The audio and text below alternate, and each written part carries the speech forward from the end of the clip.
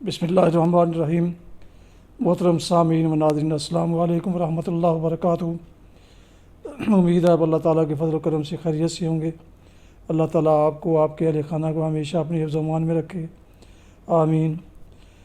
راہ ہدایت و نجات کے سلسلے کا ولاگ درس قرآن کا آغاز کرتے ہیں۔ مدرس ہیں جناب قاری حافظ مولانا محمد اقبال صاحب، خطیب جامعہ مسجد نگینہ انصاریہ شیخوپورہ۔ آغاز سے پہلے ایک ضروری گزارش ہے کہ جن دوستوں نے ابھی تک میرے یوٹیوب چینل راہ ہدایت رشیدی اور بی اے رشیدی یا دونوں میں سے کسی ایک کو ابھی تک سبسکرائب نہیں کیا، وہ سبسکرائب کر کے، لائک کر کے بیل آئیکن کو پریس کر دیں تاکہ آنے والے ایسے روحانی اور قرآنی ولاگز ان تک باقاعدہ اور بر وقت پہنچتے رہیں۔ شروع کرتے ہیں آج کا ولاگ درس قرآن۔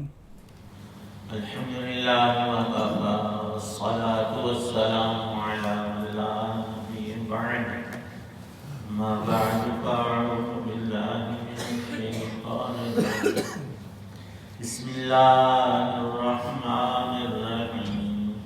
وَإِذْ يَتَحَاجُّونَ فِي النَّارِ فَيَقُولُ الضُّعَفَاءُ لِلَّذِينَ اسْتَكْبَرُوا إِنَّا كُنَّا لَكُمْ تَبَعًا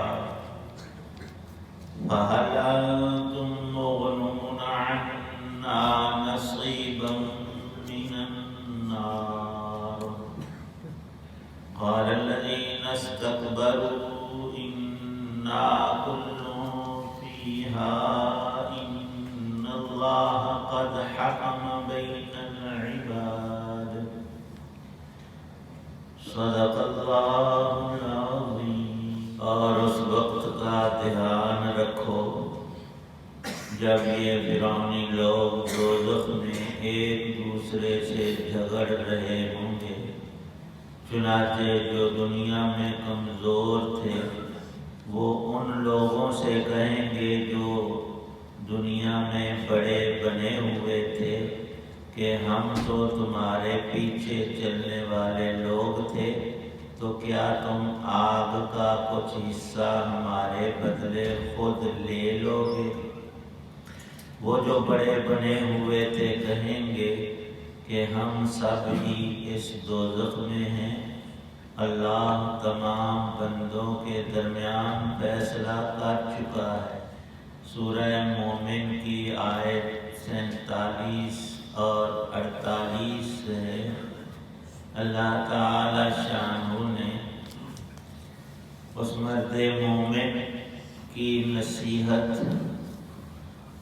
اور ہدایت کی دعوت کو ذکر کر کے اس کی آخری بات کو یوں نقل فرمایا۔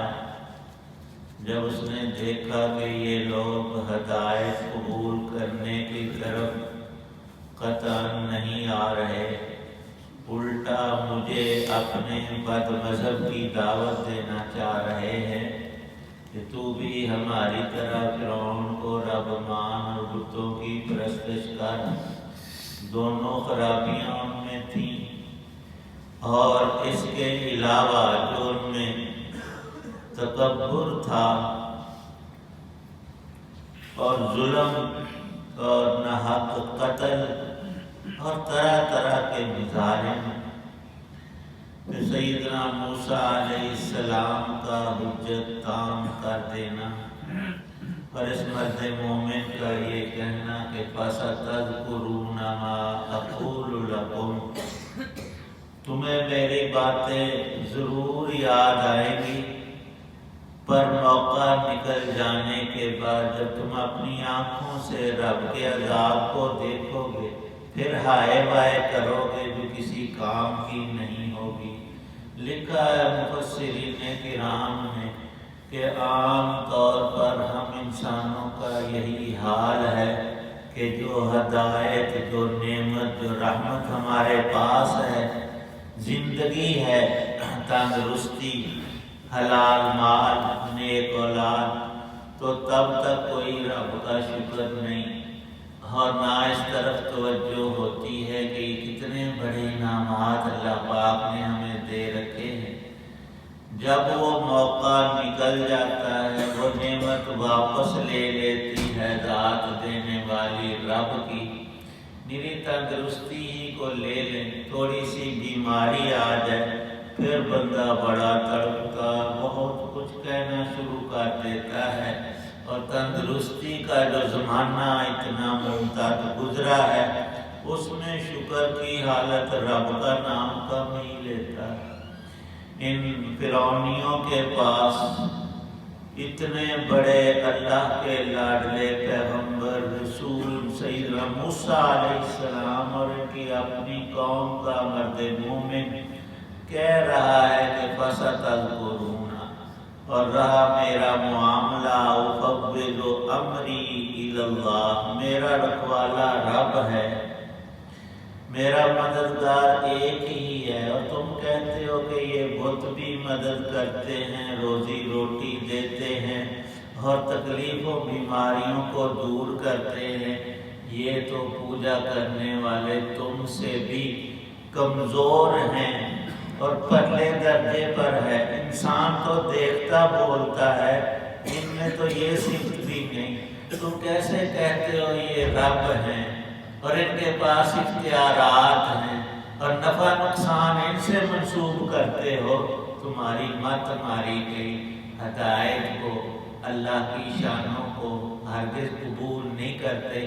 نتیجہ بڑا برا آئے گا کہ سوء العذاب، بدترین عذاب میں تمہیں دھر لیا جائے گا۔ ہوا ایسا ہی جب ڈوب رہے تھے کلزم میں تو ایک دوسرے کو آوازیں اور شور اور غوغا، لیکن وہ کسی کام کا نہیں، دنیا ہی میں اللہ کے عذاب میں مبتلا ہو کر ان کی بے بسی، اور جو کہتا تھا انا ربکم الاعلی، میں تمہارا بڑا رب ہوں، وہ تو تمہارے چھوٹے رب ہیں، اس کا حشر دیکھ لو کیا ہوا۔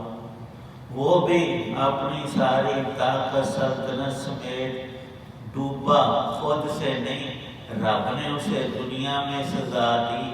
اور یہ نہیں کہ ہم اکثر وہ شعر بھی ہے ایک شاعر کا، بالکل حقیقت ہے کہ دنیا میں انسان تکلیف اور ایذا کی شدت میں کہتا ہے کہ میں مر جاؤں، اس مصیبت سے میری جان چھوٹ جائے۔ اب تو گھبرا کے یہ کہتے ہیں کہ مر جائیں گے، مر کے بھی چین نہ پایا تو کدھر جائیں گے۔ ان کا معاملہ بے عین ہی یہ ہوا۔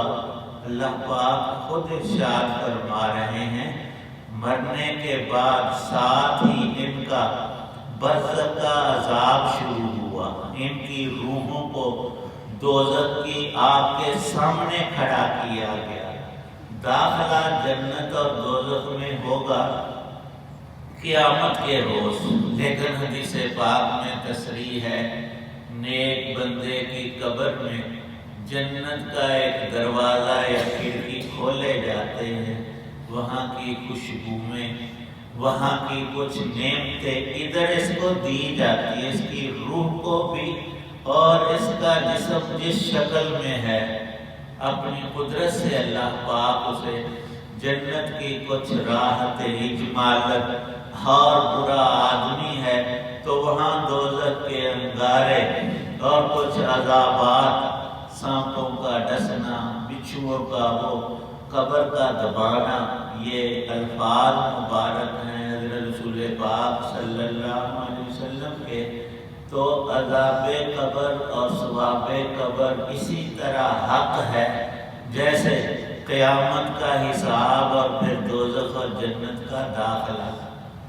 حق تعالی شان و ارشاد فرماتے ہیں اس سے آگے دنیا میں ڈوب کر مرے، برزخ میں دوزخ کے سامنے کھڑے کیے گئے، ان کو دکھایا جاتا ہے صبح و شام یہ تمہارا ٹھکانہ ہے دوزخ میں، جہاں تمہیں قیامت کے روز ابدی داخل ہونا ہے، ہمیشہ کے لیے۔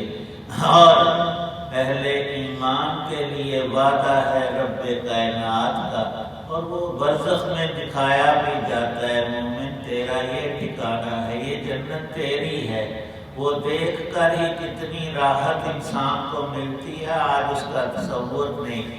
جسے باپ میں ہے تحفۃ المومن الموت، ہم تو صرف موت کی شدت اور دنیا کی یہ نعمتیں راحتیں الگ ہونا دیکھ کر روتے ہیں کہ ہمارا باپ چچا فوت ہو گیا، بڑے شوق نالے گاجر کا حلوہ کھانا سی، اس گاجر کیا وہاں جنت کی جب اسے نعمتیں مل رہی ہیں، اس کے تو تصور میں بھی ساری دنیا اکٹھی کر کے کچھ بھی نہیں لکھا ہے مفسرین کرام نے کہ جنت کا صرف سادہ پانی جو ہے، باقی نعمتیں چھوڑو، اس کا صرف ایک گھونٹ جو ہے وہ پوری دنیا کی کھانے پینے کی لذتوں سے بڑھ کر ہے۔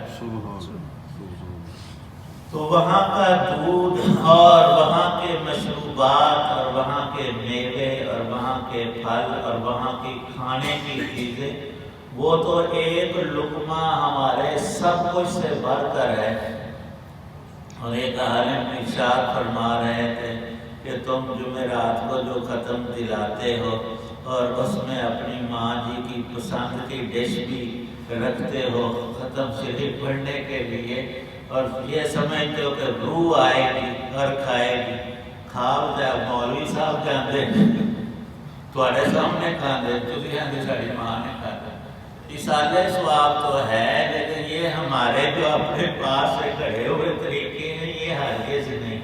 اور اگر مولوی صاحب مستحق نہیں ہے تو ان کو کھلانے کی بجائے کسی فقیر مسکین منگن والے بھوکے بٹھان دے دو بہتر، وہ دعا دل سے دے گا۔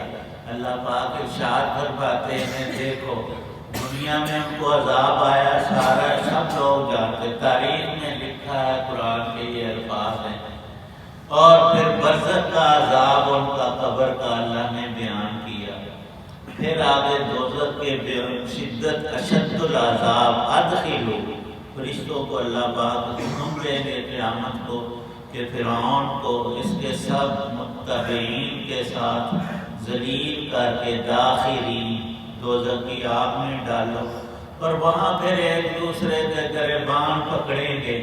جو ماتحت تھے وہ اپنے بڑوں کو کہیں گے کہ بڑے ظالم ہو تم، دنیا میں تم نے ہمیں گمراہ کیا، اپنے پیچھے لگایا، اب سارا نے تو کو آدھا اور کچھ حصہ عذاب کا ہمارا، تم برداشت کرو لے لو۔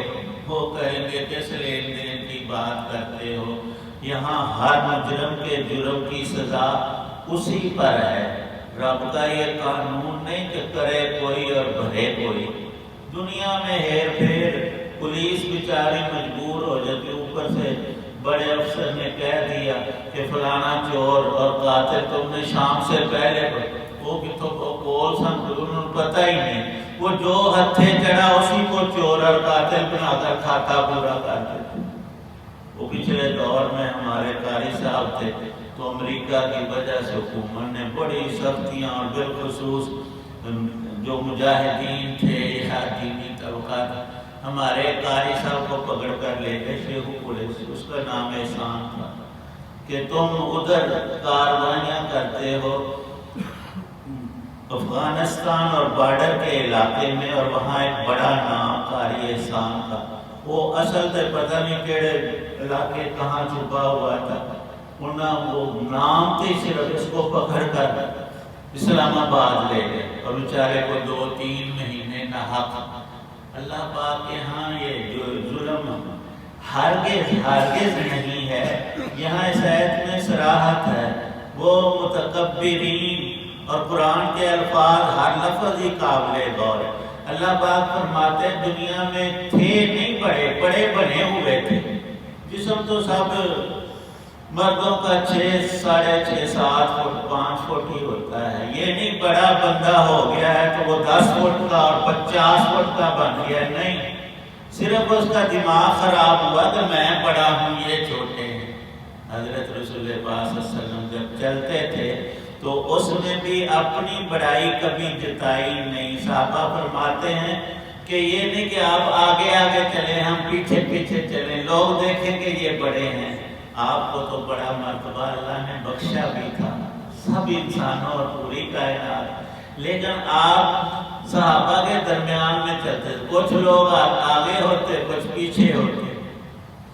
ہمیں بھی یہ چاہیے کہ تکبر کے قریب نہ پھٹ کے، یہ وہ گناہ ہے زمین و آسمان میں سب سے پہلے ابلیس نے کیا تھا، استکبارہ، نتیجہ کیا نکلا؟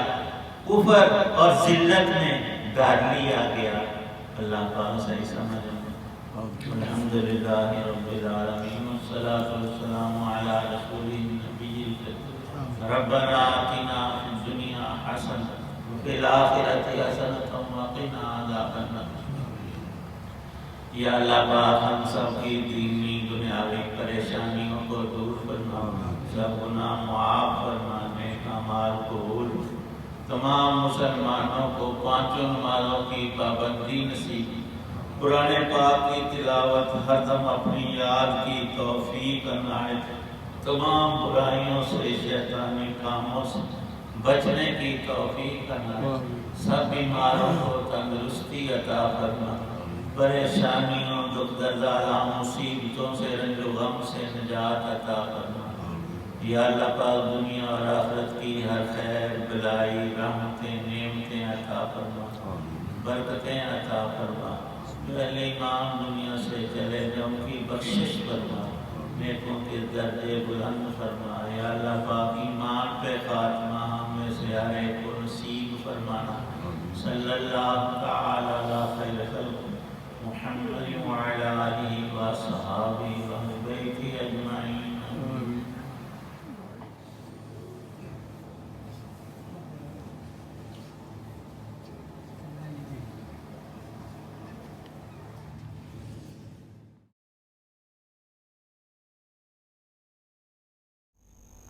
ناظرین سامعین، یہ تھا آج کا راہ ہدایت و نجات کے سلسلے کا ولاگ درس قرآن، جس میں آج سورہ المومن کی آیات مبارکہ 47 اور 48 کی تلاوت، ترجمہ و تفسیر بیان کی گئی۔